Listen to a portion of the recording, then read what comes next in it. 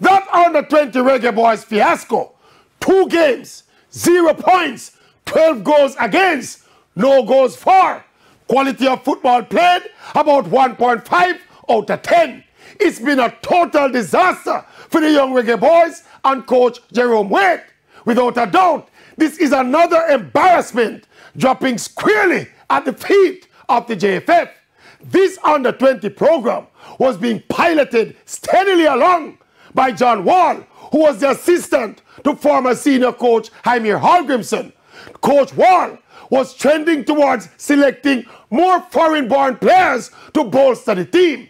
Elements in the JFF said, no, we want a quota system, pick some more local players, plus some other pettiness. John Wall was eventually removed as the coach of the team. Jerome Wade was summoned with his basket in hand, ready to carry the water. And the result, another round of embarrassment. Now, where will this end? Will it ever end? And how will it end? How will it end?